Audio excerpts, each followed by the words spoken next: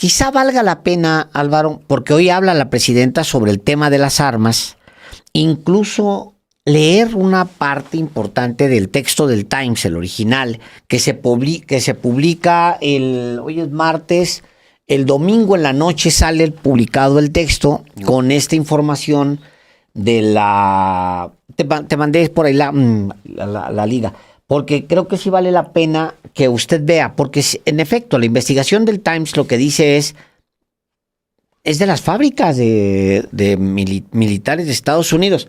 El texto se llama Los cárteles mexicanos abruman a la policía con municiones fabricadas para el ejército estadounidense. Dice, los sindicatos de la droga han utilizado municiones calibre 50 producidas en una planta propiedad del ejército de Estados Unidos y luego contrabandeadas a través de la frontera en ataques contra civiles y policías mexicanos. Una calibre 50, para que se dé cuenta usted, pues es una bala de este tamaño, Álvaro. Sí.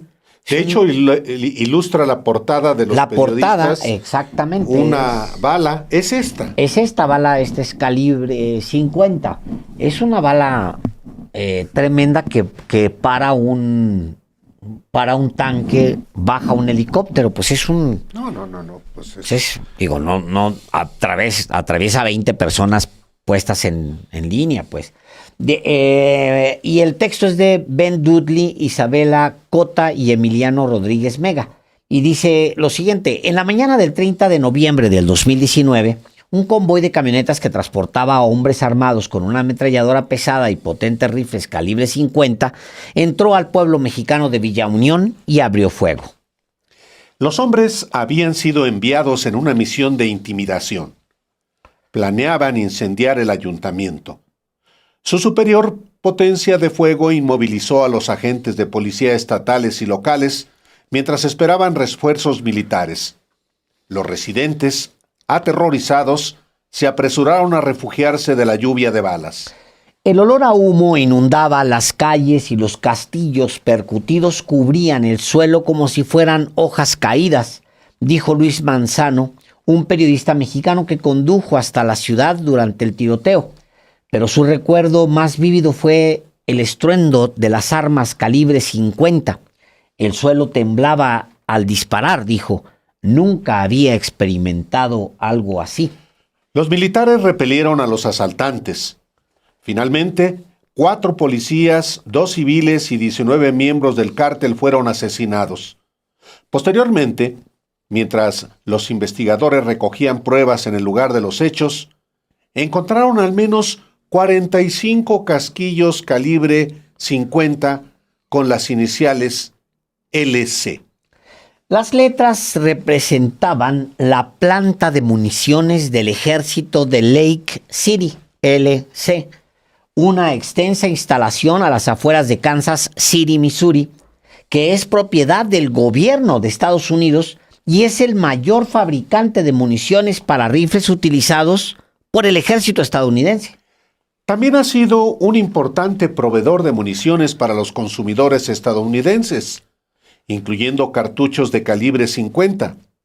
Estas potentes municiones, del tamaño de un puro mediano y diseñadas para ser utilizadas por el ejército para destruir vehículos y aeronaves ligeras, están actualmente a la venta por civiles en todo Estados Unidos. Millones de páginas de documentos judiciales, registros de incautaciones y datos gubernamentales obtenidos por el Consorcio Internacional de Periodistas de Investigación y por The New York Times muestran cómo los acuerdos entre el ejército y los contratistas privados que dirigen Lake City han permitido que municiones calibre 50 y componentes fabricados en la planta ingresen a los mercados minoristas y caigan en manos de los cárteles mexicanos. El gobierno de México también compró municiones de Lake City, según muestran los documentos, aunque no indican el calibre. El mercado nacional estadounidense de municiones se ha reducido. Los rifles calibre 50 de uso civil limitado suelen venderse por miles de dólares y las ametralladoras pesadas como la utilizada en Villa Unión cuestan considerablemente más. Los cartuchos estándar de estas armas cuestan entre $3 y $4 cada uno y rara vez son adquiridos por los propietarios de armas estadounidenses.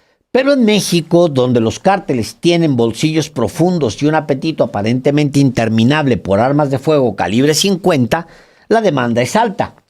Hombres armados del cártel con armas de fuego calibre 50 han derribado helicópteros, asesinado a funcionarios del gobierno, disparado contra fuerzas policiales y militares y masacrado civiles. Desde 2012, la Oficina de Alcohol, Tabaco, Armas de Fuego y Explosivos de Estados Unidos ha incautado más de 40.370 cartuchos de municiones calibre 50 en estados fronterizos con México, según datos obtenidos mediante solicitudes de registro público. El producto del ICD representó aproximadamente 1/3 de ellos, una proporción mayor que la de cualquier otro fabricante. Aunque las municiones calibre 50 de otras compañías, ubicadas principalmente en Brasil y Corea del Sur, también han llegado a los cárteles mexicanos, los datos dejan claro que la planta del Ejército de Estados Unidos ha sido una fuente importante de munición destructiva que se utiliza para librar batallas de estilo militar con autoridades mexicanas. Esto incluye una versión particularmente poderosa de la munición de Lake City. Balas incendiarias capaces de perforar blindajes que se utilizaron en un ataque a la policía mexicana en 2024 y están a la venta en línea hoy. En febrero del año pasado, la administración Trump declaró a 6 cárteles mexicanos como organizaciones terroristas extranjeras, pero estas mismas organizaciones están adquiriendo municiones fabricadas en la planta propiedad del Ejército de Estados Unidos. Sí. Al menos 16 minoristas en línea han vendido municiones perforantes fabricadas en Lake City o hecha con componentes de la planta, según recuento del consorcio y del Times. Vasily Campbell, propietario de uno de esos negocios, dijo que dejó de vender municiones hace unos 2 años, una vez que descubrimos a dónde iban y cómo llegaban ahí. Dijo que empezó a sospechar cuando los compradores empezaron a pedir que les entregaran cartuchos de munición de 100 cartuchos a domicilio. Esa no es una compra normal, dijo. Hay varios pedidos que cancelé directamente. El Ejército de Estados Unidos no respondió en detalle a preguntas sobre el uso de la munición de Lake City por parte de los cárteles de la droga. En un correo electrónico, un portavoz afirmó que permitir la venta comercial de las plantas ha ahorrado a los contribuyentes alrededor de $500 millones anuales, principalmente al reducir el costo de la munición para el gobierno. Las sucesivas administraciones presidenciales se han comprometido a frenar el flujo de armas a México. En septiembre, el secretario de Estado, Marco Rubio, anunció una nueva iniciativa con el gobierno mexicano para frenar el tráfico de armas al país. La cantidad de cartuchos calibre 50 incautados en pequeñas La cantidad de cartuchos calibre 50 incautados es pequeña en comparación con otros cartuchos, pero es la potencia de la munición calibre 50, no su cantidad, lo que le ha convertido en un factor decisivo para los cárteles, dándoles la capacidad de abrumar a la policía e incluso al ejército, de acuerdo con Chris Shamlin, exagente de la ATF que dedicó años a investigar el contrabando de armas hacia México. El impacto que una munición del calibre 50 tiene en un tiroteo es indignante, dijo. Estas armas permiten a los cárteles atacar objetivos a distancias de más de 1 milla. Realmente influyen en la balanza, dijo. El consorcio y el Times obtuvieron expedientes de investigación de 3 incidentes con calibre 50, incluidos el asalto de Villa Unión. En cada uno de ellos, las autoridades mexicanas informaron haber encontrado casquillos marcados con el sello LC, Lake City. En En un cuarto caso, a principios de 2024, hombres armados utilizaron la variante más destructiva, munición incendiaria perforante calibre 50, procedente del ACD, para atacar un convoy policial, según una rueda de prensa ofrecida por el entonces secretario de Defensa, Luis Crescencio Sandoval. Una de las balas perforó un vehículo blindado, matando a uno de los tripulantes e hiriendo a otros 3. El blindaje con el que contamos no puede proteger a nuestro personal de este tipo de penetración, declaró. Brenda Aparicio Villegas conoce a la perfección el poder devastador de las armas 50. Su esposo, Eder Paul Negrete Trejo, era policía y falleció el 14 de octubre del 2019 cuando él y sus compañeros fueron emboscados en el estado occidental de Michoacán. Las autoridades atribuyen el ataque al cártel Jalisco Nueva Generación. Su esposo y sus colegas, quienes a menudo tenían que comprar sus propias balas, no tuvieron ninguna oportunidad contra los rifles calibre 50 del cártel, dijo. Negrete, padre de 3 hijos, murió de un disparo en el pecho. Otros 11 oficiales también murieron en el ataque, incluyendo uno que murió quemado. Posteriormente, los investigadores encontraron casquillos calibre 50 de Ley City en el lugar de los hechos. No se ha hecho suficiente para detener el flujo de armas y municiones a México, dijo Villegas. Lamentablemente, muchos de nosotros pagamos el precio. Y el texto continúa describiendo cómo pues se da. ¿Quiénes trafican con armas? Pues quien pueda. En realidad no tiene que ver con ni latinos ni soldados. Se ha detenido cargamentos que soldados en activo de Estados Unidos, de apellidos pues sajones, no necesariamente latinos, pues negocian con estas armas, Álvaro, o sea, con estas municiones. Y están distribuidas por todo. El texto es un reportaje sí, muy largo. Sí. Le leímos una parte sustancial porque para que usted sepa exactamente de lo que habla la presidenta de México, porque se le preguntó a Álvaro sobre esto mismo. Sí, hoy, por eso también era muy importante que usted tuviera directamente el contenido de este amplísimo reportaje que revela justamente que estas balas tan letales, fabricadas por el ejército de Estados Unidos, llegan a las organizaciones criminales y hoy el general secretario de la Defensa Nacional confirmó efectivamente esta información sobre cómo la mayoría de las balas y armas usadas por grupos criminales para acometer matanzas en México son elaboradas por fábricas militares de Estados Unidos. Durante la conferencia de prensa encabezada por la presidenta de México hoy, el general secretario Ricardo Treviña Trejo dio a conocer que desde el inicio de la actual administración se han decomisado un total de 18,000 armas largas y cortas, de las cuales alrededor del 77% provienen de Estados Unidos. Y también habló justamente de los cartuchos. Escuchemos. Buenos días.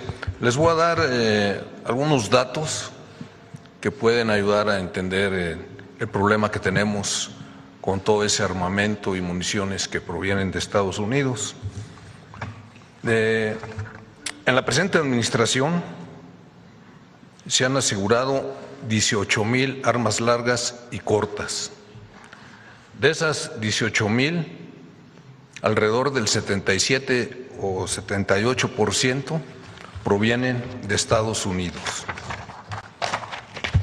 Hay otro tipo de armamento más letal todavía. Por ejemplo, las armas calibre 50.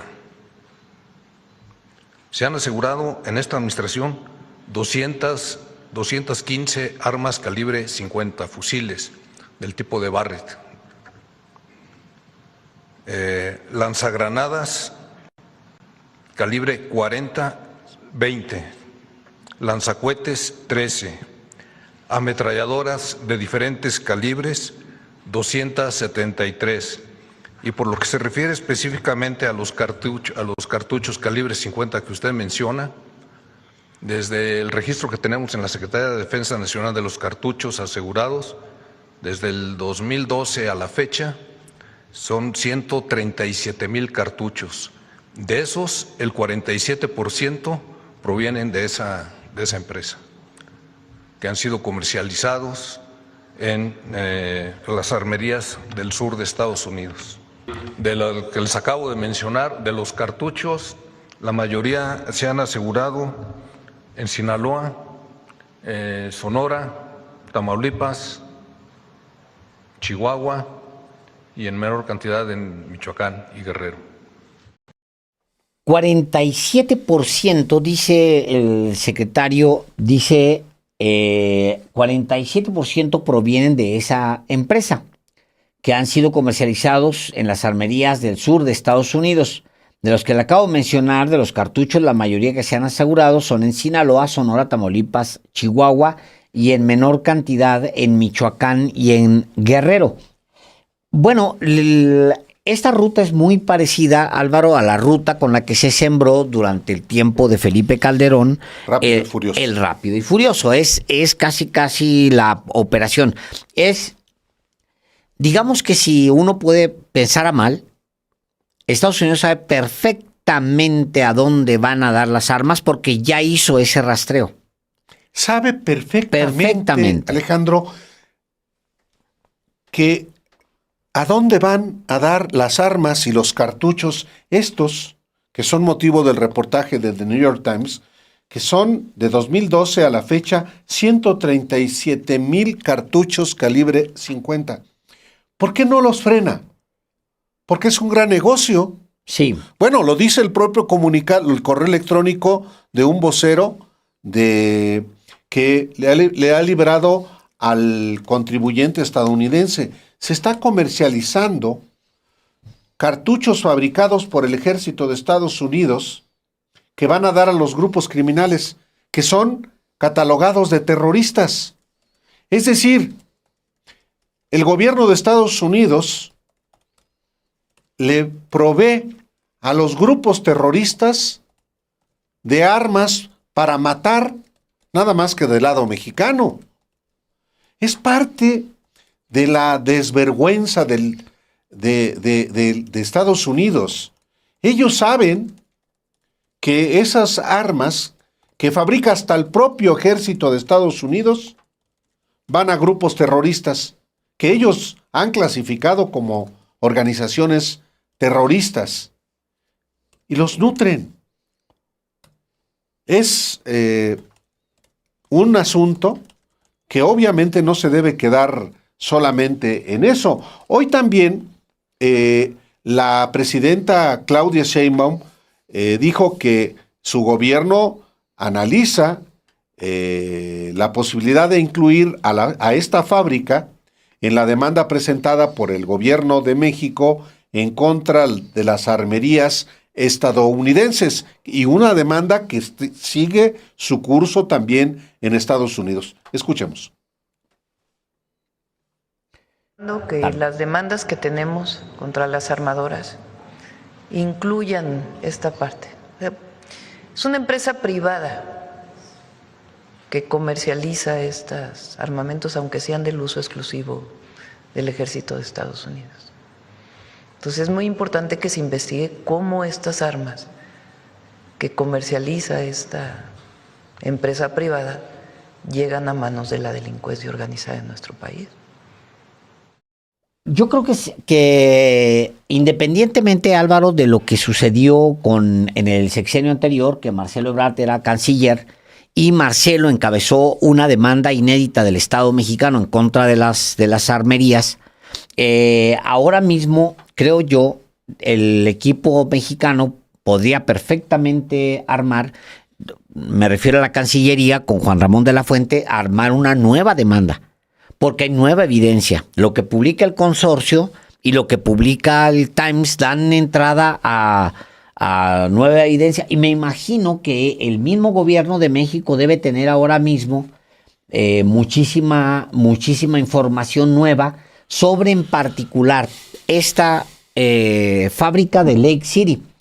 Mira, cuando dice el general Trevilla, dice, les voy a dar algunos datos que puedan ayudar a entender el problema que tenemos con este armamento. Dice, en la presente administración se han asegurado 18,000 armas largas y cortas. De esas 18,000, alrededor del 77% provienen, 77-78% provienen de Estados Unidos. Hay otro tipo de armamento más letal todavía, por ejemplo, las calibres 50. Se han asegurado en esta administración 215 armas calibre 50 tipo Barrett, lanzagranadas calibre 40, los 20, etcétera, tal. Lo que se refiere específicamente a los cartuchos 50, dice él, desde el registro que tenemos de la Secretaría de la Defensa, desde 2012 a la fecha son 132,000 cartuchos. 132,000 cartuchos, Álvaro. Es para una guerra. O sea, 137,000. 137,000 cartuchos. Es para una guerra, Álvaro. De 2012 a la fecha. Pues es para alimentar una guerra. 137,000.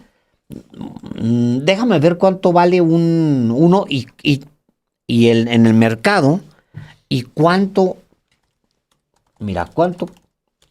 ¿Cuánto vale uno de los cartuchos calibre 50 en el mercado? En el mercado. Tienes Sí, que. digo, obviamente, ¿quién compra cartuchos así?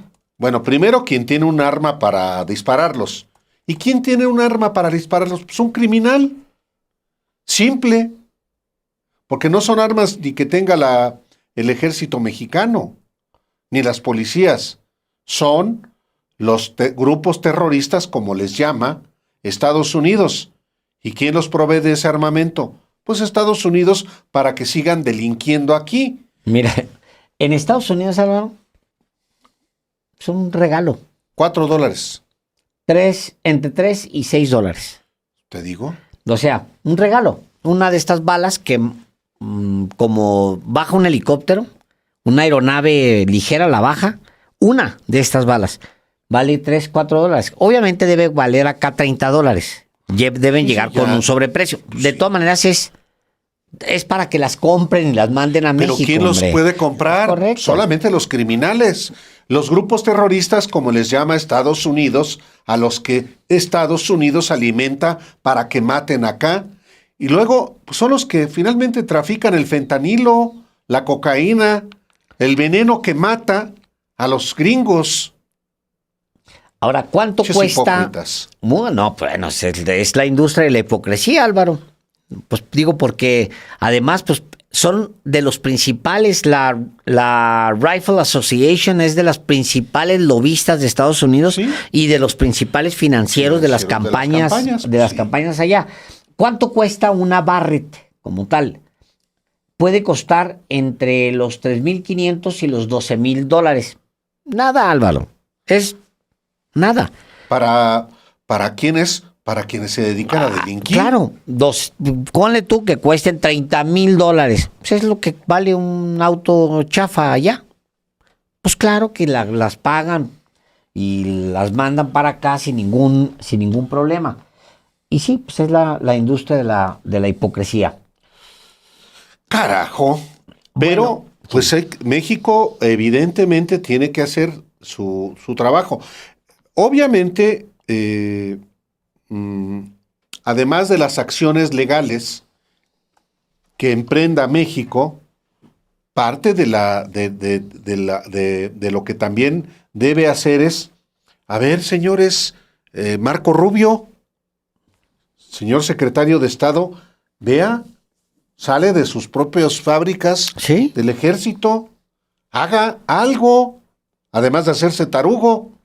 Entonces, sí, evidentemente es un asunto muy delicado y esta es evidencia nueva que ya la tenía el propio ejército mexicano, las autoridades mexicanas, pero sí le da una enorme relevancia el hecho que se ha publicado en un periódico como el The New York Times.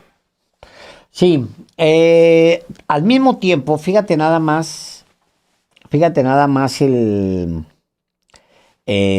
contraste. Al mismo tiempo, lo que se presenta el día de hoy con respecto al homicidio es muy, muy, muy contrastante, porque aun cuando Estados Unidos está alimentando la guerra en México con armamento pesado, como ya vimos, y armas ligeras y pesadas de las dos, aun cuando llegan desde las fábricas del ejército de Estados Unidos las armas a los cárteles, el homicidio doloso ha bajado 42%, con lo cual se confirma un descenso sostenido. Esto es muy importante, no es un dato, no es que de repente salió el dato de pues bueno, cayó 42, pues sí, pues igual es estacional, se fueron a dormir temprano los narcos o lo que sea, no, tiene tendencia.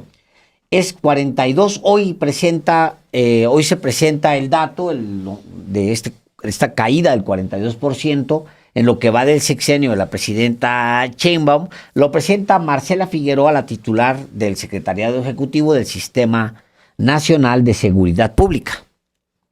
Sí, hoy es una cifra que a mí me llamó la atención desde el principio. Obviamente,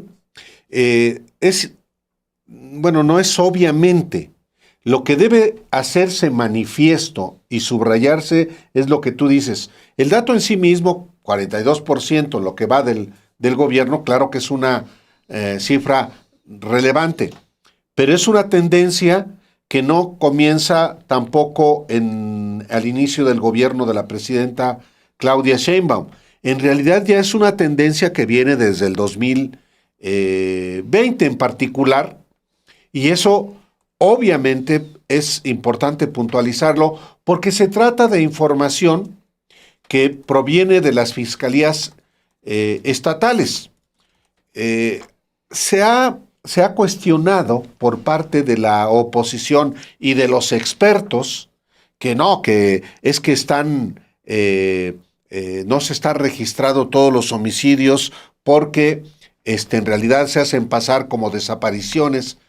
Maniobras con las que dicen se pretende hacer creer que están disminuyendo los delitos, pero lo que dice la autoridad con estas cifras, como lo dijo hoy el Figueroa, es que en los últimos 16 meses se ha presentado esta tendencia sostenida a la baja en los homicidios del país. Y si te parece, Alejandro, escuchemos a Marcela Figueroa con los números que provienen de las fiscalías estatales.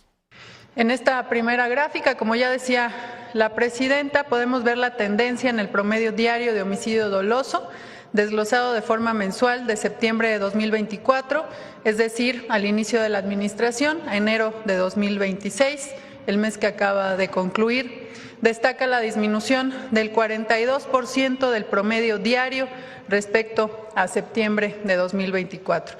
Como se ve claramente en la gráfica, en los últimos 16 meses se ha presentado una tendencia sostenida a la baja en los homicidios en el país.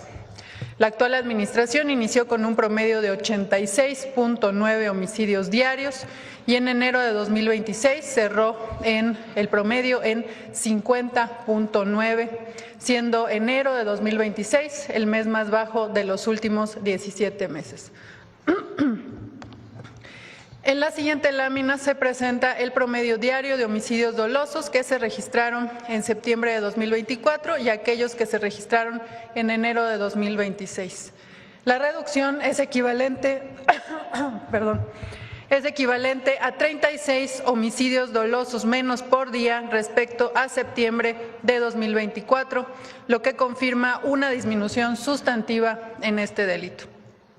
En esta gráfica se presentan, en la siguiente por favor, se presentan los homicidios dolosos registrados. Esto, lo que estamos viendo en la gráfica, son los eneros de cada año, de 2017 a 2026.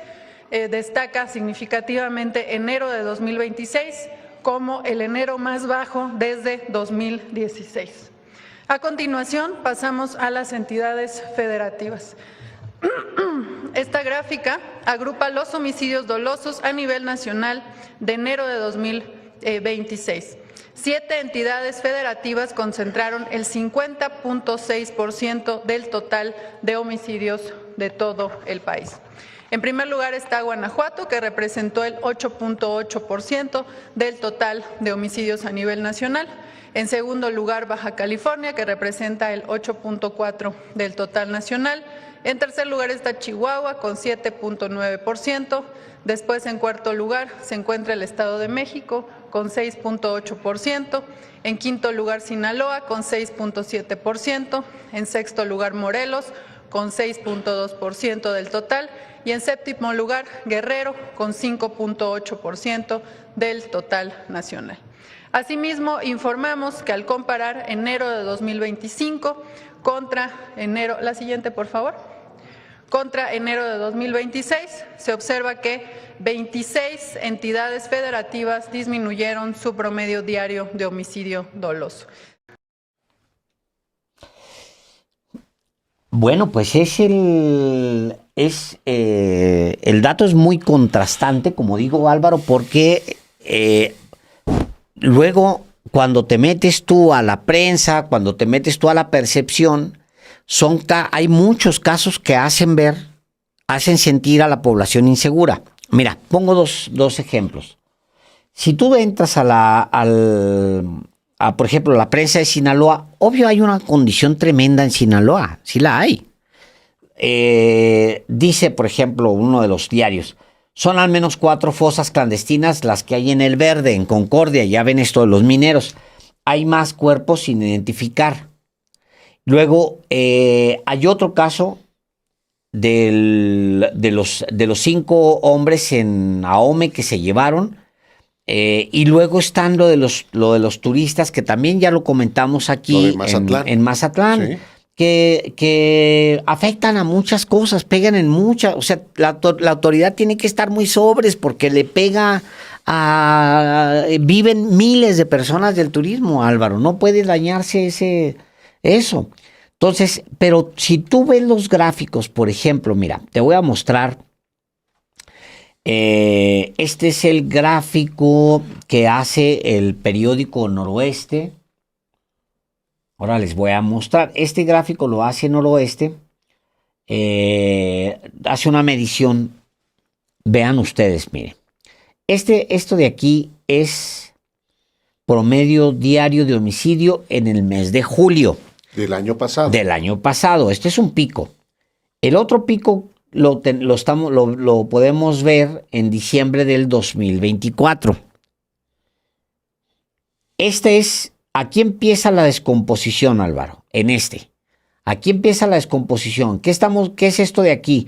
Bueno, pues se llevan al Mayo. Son la guerra que inicia con el secuestro del Mayo, de un narcotraficante, se lo llevan los otros 2 muchachos, seguramente convencidos por los agentes de la DEA de que se lleven a este narcotraficante, lo que sea, como haya pasado, se lo llevan y lo entregan en El Paso. Bueno, empieza esta guerra que venía de esto. Luego, pum, se desata la guerra, empieza Ahora, aquí, Álvaro, no es un pico necesariamente, mira. Lo es, por supuesto, es diciembre del año pasado, pero ve la caída que hay aquí. Aquí hay un repunte. Este es el 9 de febrero. ¿Por qué? Porque aparecen los cuerpos, los que se reportaron de los mineros. Pero si ves desde aquí. Que fueron, sí. Es hasta aquí. Pero este es el menor dato, 2.4. Tenemos un 2.6 y 2.6. Esto es un dato que se acerca a los días de la Paz Chicha, pues, ¿no? Antes del secuestro del Mayo. Entonces, pues sí, traes estos picos. En teoría, digamos, a pesar de la gran tragedia, porque es una tragedia que acosa a México, la violencia, la inseguridad, etcétera, en realidad sí hay una disminución fuerte. Sí, por supuesto, pero hay una disminución, sí, pero acontecimientos como el secuestro de los trabajadores, de los profesionistas mineros en Concordia, hace que la percepción de inseguridad crezca y anule, digamos, las estadísticas. Igual en el caso de Ahome, o el caso también de la familia del Estado de México en Mazatlán, que andaban divirtiéndose y pues una de las facciones en guerra, los narcotraficantes chapos y los narcotraficantes mayos, criminales los dos, pues obviamente hacen que la gente diga, híjole, las cosas están muy mal en Sinaloa.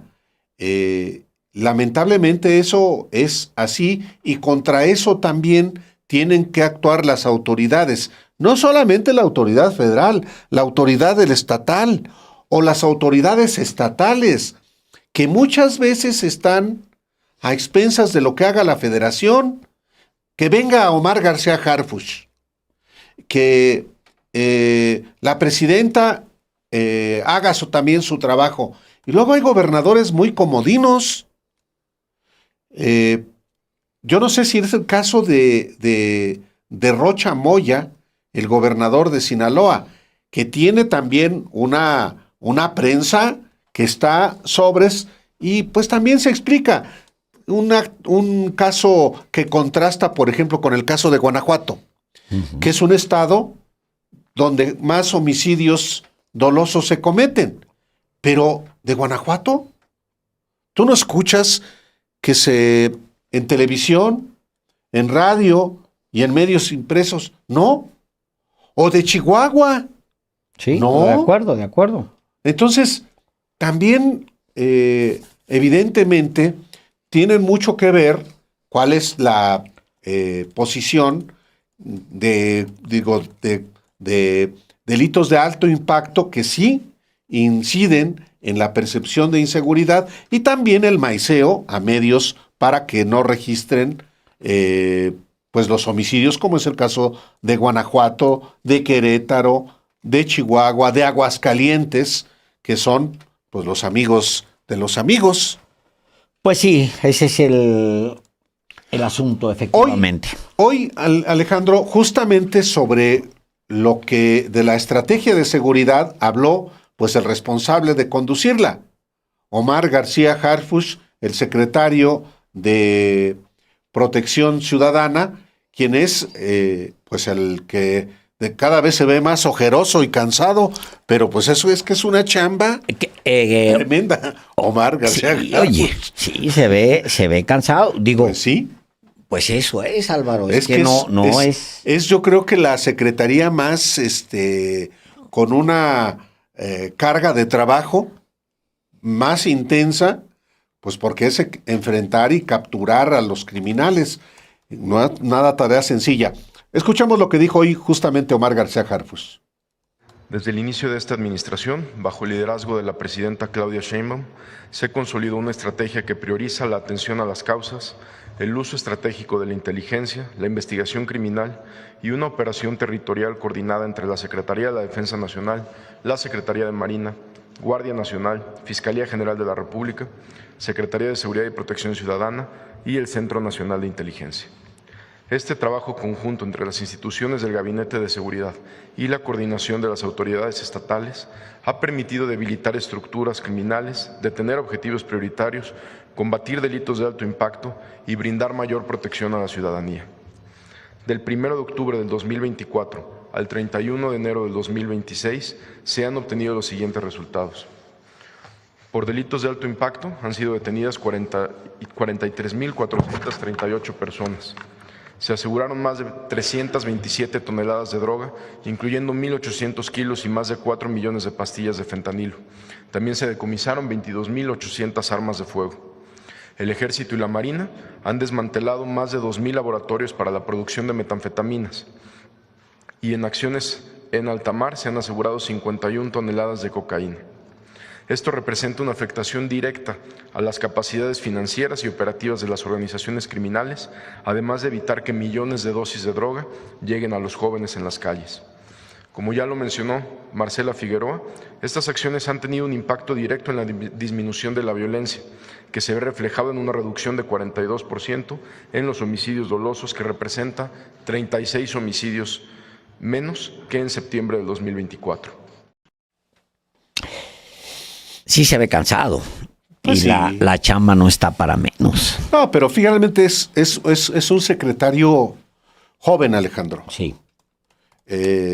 Y eso o ayuda la carga de trabajo, pues sí.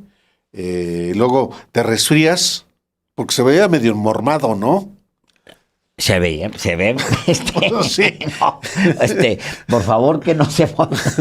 Le pedimos de la manera más atenta a Omar García Harfuch que no se morme. No, pues nada, que se eche unos antigripales, porque sí, pues digo, a veces, ni modo, es la chamba y así es. Bueno, hoy justamente también la presidenta Claudia Sheinbaum destacó la disminución en el número de homicidios dolosos y puntualizó específicamente la cifra de menos 42% a nivel nacional.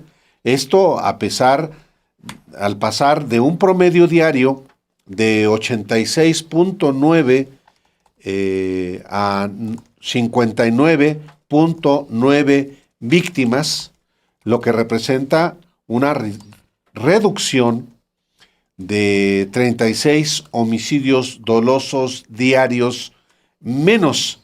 Esto fue lo que dijo hoy la presidenta por la mañana. Fíjense, este es 2017, enero de 2017, homicidio doloso, enero de 2018, enero de 2019, enero de 2020, comienza a bajar, enero de 2021, enero de 2022, enero de 2023, enero de 2024. Este es nuestro primer enero, entonces entramos en octubre del 2024, pero este es enero de 2026. Ese es un 42% de reducción respecto a enero de 2025, pero respecto a 2020 o 2018.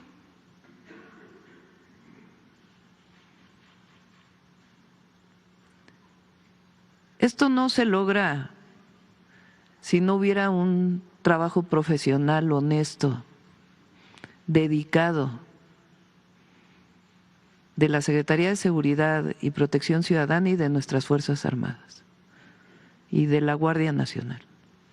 Yo aquí quiero hacer un reconocimiento al Gabinete de Seguridad, Secretaria de Gobernación, Secretario de Seguridad, General Secretario, al Almirante Secretario, su momento al General Cortés, hoy al Comandante de la Guardia Nacional. Si no hubiera un trabajo coordinado y no tuviéramos una estrategia de seguridad adecuada, no se estaría con estos resultados. Entonces quiero hacer un reconocimiento público al Gabinete de Seguridad y a todo el equipo, porque son las Fuerzas Armadas, soldados, soldadas, guardias, hombres y mujeres, agentes de policía, marinos, Armada, Fuerza Aérea y muchos que están en atención a las causas, que ponen su vida para defender la de todos nosotros. Entonces, realmente un reconocimiento por este resultado que estamos presentando el día de hoy. También hoy se explica o más o menos se dan las causas del por qué la desaparición de los 10 mineros allá en Sinaloa. Y la versión del secretario de Seguridad, de Omar García Harfuch, es pues los confundieron con un grupo criminal rival. Los mayos. Los chapitos atraparon a los mineros por desgracia y tienen nuestro cariño y solidaridad, por supuesto, las familias, la gente que no tenía nada por qué sufrir esta tragedia tan tremenda. Los secuestraron, se los llevaron pensando que se trataba de mayos. Y pues lo explica él de esta manera. Con las primeras detenciones que realizó el ejército de 4 personas presuntamente responsables de la privación ilegal de la libertad, lo que mencionan es que fueron confundidos las primeras declaraciones de los detenidos con integrantes de un grupo antagónico. Esas son las primeras declaraciones. Vamos a tener más información y, por supuesto, vamos a tener más detenidos al respecto. En este sentido, las mineras en general, no solamente en Sinaloa, ¿se han acercado a ustedes o han tenido ustedes alguna información de que están siendo extorsionados, de que están siendo amedrentados su personal o la propia empresa minera?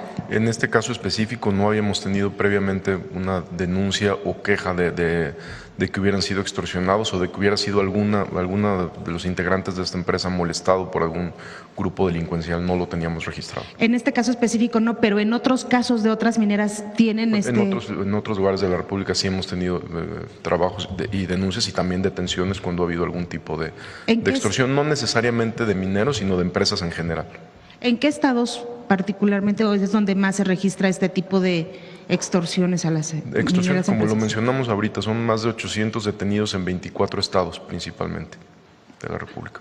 La Fiscalía General de la República identificó ya 5 de las 10 personas privadas de la libertad. Y estos son una cédula de los chapitos. Es confirmado ¿A qué grupo, digamos, qué grupo antagónico era con quien fueron confundidos estos trabajadores? Pues como sabemos, la lucha entre ellos es entre chapos y mayos. Entonces, estos sujetos, estos detenidos son de la cédula de los chapitos. Son los hijos de Joaquín el Chapo Guzmán y sus seguidores, y los hijos de Ismael el Mayo Zambada, que habían sido socios, y pues sí, traiciona los hijos del Chapo a su padrino, al socio, compadre de su papá, se lo llevan a Estados Unidos y comienza la matazón. Pero mátense entre ustedes, pues, ¿los mineros qué? La gente inocente. Ese es parte del problema también. Sí, claro. También sí urge desterrar esa que yo no llamo cultura, narcocultura, no, esa es son comportamientos propios de criminales, el estar elogiando al